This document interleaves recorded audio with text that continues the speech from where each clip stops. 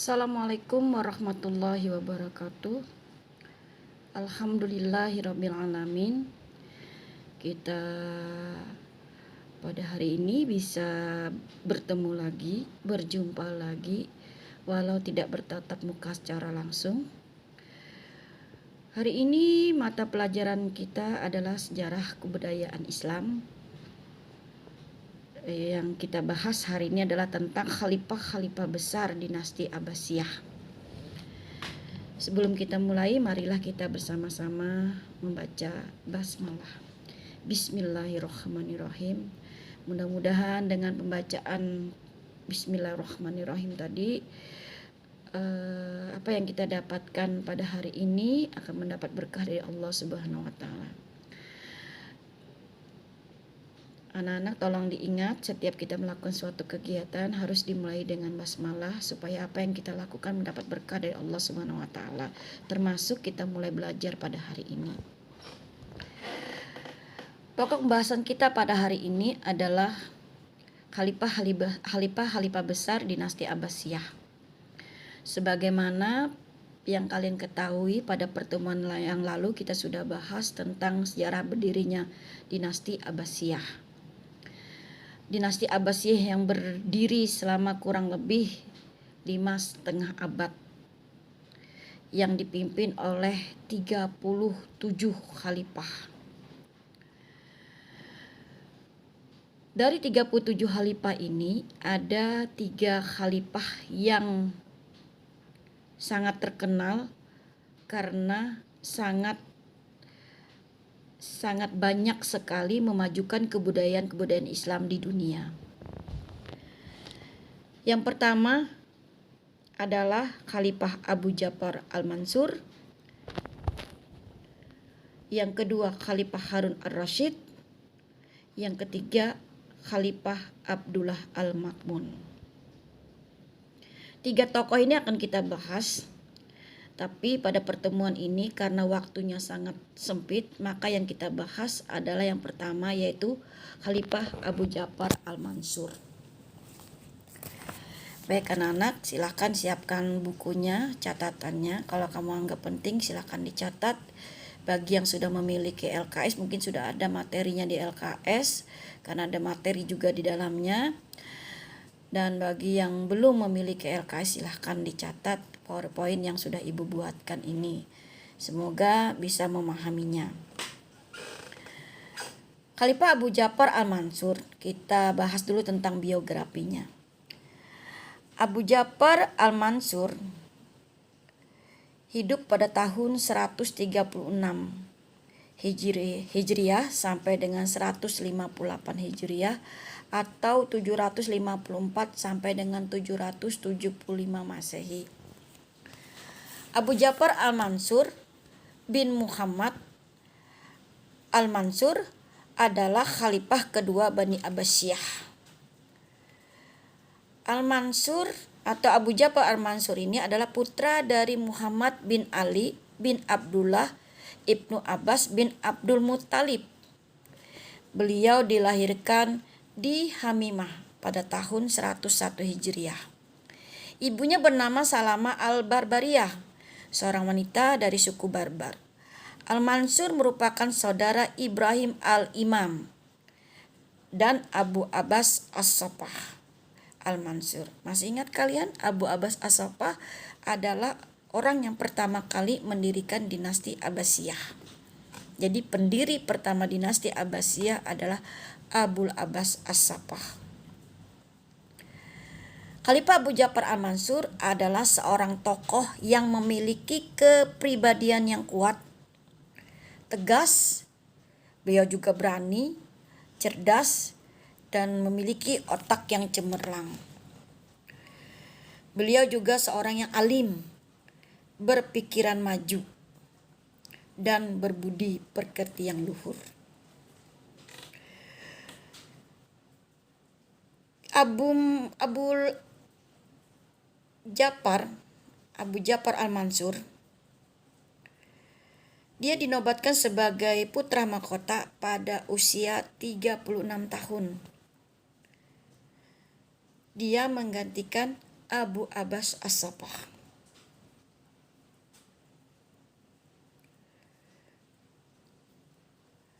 Abu Mansur ini atau Al-Mansur ini adalah seorang yang tokoh ilmuwan.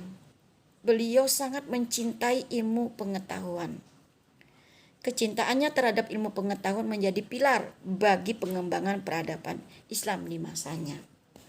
Itulah biografi Abu Ja'far Al-Mansur. Beliau berkuasa selama 22 tahun. Pada tanggal 7 Zulhijjah ketika beliau ingin melaksanakan ibadah haji, beliau meninggal di suatu tempat yang bernama Bikruh Maunah pada usia 57 tahun dan jenazah beliau dimakamkan di Mekah. Jadi Abu Ja'far Al-Mansur ini menjadi khalifah yang kedua di Bani Abbasiyah. Kemudian beliau memerintah dinasti Abbasiyah selama 22 tahun. Dan tanggal 7 Zulhijjah tahun 1958 Hijriah beliau meninggal dunia. Nah, itulah biografi Abu Ja'far Al-Mansur. Selanjutnya kita akan masuk tentang kebijakan-kebijakan yang diambil Abu Ja'far Al-Mansur. Setelah beliau dilantik menjadi khalifah, lihat slide berikutnya. Setelah beliau dilantik menjadi khalifah pada tahun 136 Hijriah, Al-Mansur membenahi administrasi pemerintahan dan kebijakan politik. Jadi yang pertama kali yang dia lakukan adalah membenahi administrasi pemerintahan dan kebijakan politik. Dia menjadikan wazir itu semacam menteri, sebagai koordinator kementerian. Wazir yang pertama kali yang beliau angkat adalah bernama Khalid bin Barmak. Jadi kalau ada pertanyaan siapakah wazir yang pertama, maka jawabnya adalah Khalid bin Barmak. Khalid bin Barmak ini adalah berasal dari Bab, Persia, dan dialah yang pertama kali yang dipercaya oleh Al-Mansur untuk menjadi wazir atau koordinator kementerian.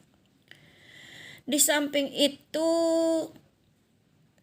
Al-Mansur juga membentuk protokoler negara, sekretaris negara, kepolisian negara, dan membenahi angkatan bersenjata. Beliau menunjuk Muhammad bin Abdul Ar-Rahman sebagai hakim pada lembaga kehakiman. Jawatan pos ditingkatkan kembali yang pada masa dinasti Umayyah sudah ada, maka pada masa dinasti Abbasiyah ini jawatan pos atau semacam kantor pos itu ditingkatkan kembali, terutama untuk menghimpun seluruh informasi dari daerah agar administrasi kenegaraan berjalan dengan lancar, sekaligus menjadi pusat informasi khalifah untuk mengontrol para gubernurnya.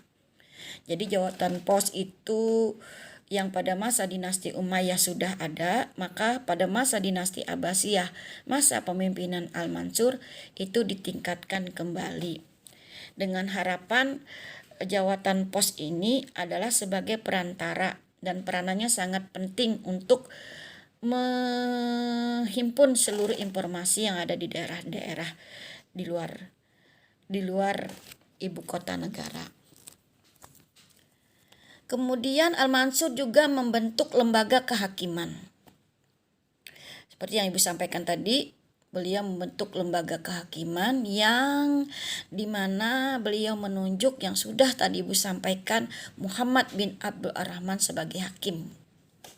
Jadi hakim yang pertama adalah Muhammad bin Abdul Rahman. Kemudian di jaringan politik beliau menaklukkan kembali daerah-daerah yang melepaskan diri. Jadi pada masa dinasti Abbasiyah ada beberapa daerah yang melepaskan diri dari kekuasaan dinasti Umayyah. Maka pada masa dinasti Abbasiyah di bawah pemimpinan Al-Mansur, daerah-daerah yang melepaskan diri dari kekuasaan dinasti Umayyah ditaklukkan kembali dan bergabung kembali dengan dinasti Abbasiyah. Dan juga Al-Mansur menetipkan keamanan di daerah perbatasan. Jadi ada perbatasan antara daerah satu dengan daerah yang lainnya, maka diberikanlah keamanan di tempat tersebut. Di antara usaha tersebut adalah beliau merebut benteng-benteng di Asia, kota-kota Malatya, wilayah Cappadocia, dan Sisilia pada tahun 756 sampai dengan 758 Masehi. Ke utara, bala tentaranya juga melintasi pegunungan Taurus dan mendekati Selat Bosporus. Itu di bidang politik. Jadi di bidang politik, Al-Mansur ini memperluas wilayah kekuasaannya dan membangun benteng-benteng sebagai pertahanan.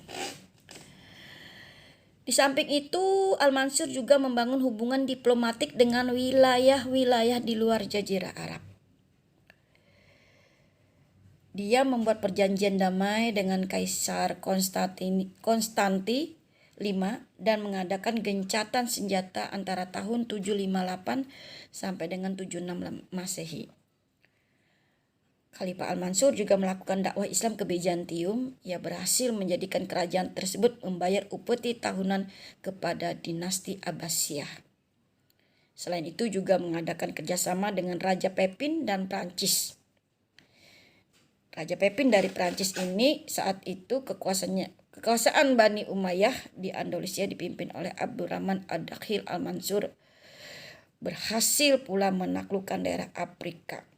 Nah, jadi pada masa kebijakan yang diambil oleh Al-Mansur dalam bidang politik dan hubungan diplomatik, beliau juga bekerja sama dengan negara-negara di luar Jazirah Arab dan juga memperluas wilayah-wilayah Islam. Selanjutnya, prestasi Al-Mansur adalah mendirikan kota Baghdad. Pada masa pemerintah dinasti Abbasiyah, yakni pada masa Abu Abbas As-Saffah, pertama kali dinasti Abbasiyah beribu kota di Anbar, sebuah kota kuno Persia di sebelah timur sungai Efrat. Istananya diberi nama dengan Hasimiyah, dinisbatkan kepada sang kakek Hasim bin Abdul Manaf. Pada masa Al-Mansur, pusat pemerintahan dipindahkan lagi ke Kufah. Ia mendirikan istana baru dengan nama Hasimiyah II. Selanjutnya, untuk menetapkan dan menjaga stabilitas politik, Al-Mansur mencari daerah yang strategis yang ingin dijadikan sebagai pusat ibu kota negara. Maka pilihannya jatuh kepada kota Baghdad. Kenapa jatuh kepada kota Baghdad? Karena kota ini sejak zaman Persia kuno sudah menjadi pusat perdagangan yang dikunjungi oleh saudagar dari berbagai penjuru dunia, termasuk para pedagang dari Cina dan India. Menurut cerita rakyat, daerah ini sebelumnya adalah tempat peristirahatan Kisra Anushirwan, Raja Persia yang termasyhur. Baghdad berarti taman keadilan. Taman itu lenyap bersama hancurnya kerajaan Persia. Namun namanya tetap menjadi kenangan rakyat. Nah, itu tentang berdirinya kota Baghdad. Jadi ibu kota dinasti Abbasiyah pindah ke Baghdad itu pada zaman Al-Mansur. Selanjutnya, dalam bidang pengembangan ilmu pengetahuan, Al-Mansur ini sangat berperan sekali. Yang pertama adalah penyalinan literatur Iran dan Irak, Greek serta Syriani yang dilakukan secara besar-besaran. Al-Mansur mendorong para ilmuwan untuk menerjemahkan buku-buku pengetahuan dari kebudayaan asing ke dalam bahasa Arab agar dikaji oleh orang-orang Islam. Yang harapannya orang-orang Islam bisa membaca karangan-karangan buku yang dulunya berbahasa Yunani, maka diganti ke dalam bahasa Arab agar orang Islam bisa memahaminya. Kemudian beliau juga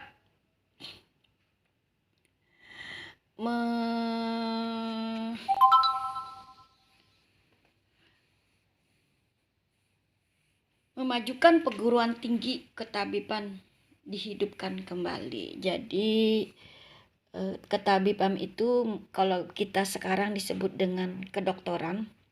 Jadi perguruan tinggi di bidang ketabiban atau kedokteran kalau kita sebut sekarang ini dihidupkan kembali melalui tenaga pengajar dari tabib-tabib asal Greek dan Roma yang menjadi tawanan perang. Kemudian yang sangat terbesar dalam bidang ilmu pengetahuan, Al-Mansur ini telah mendirikan sebuah perguruan tinggi dan menjadikan pusat pengetahuan yang disebut dengan Baitul Hikmah. Usaha ini yang membuat kota Baghdad sebagai kiblat ilmu pengetahuan dan peradaban Islam.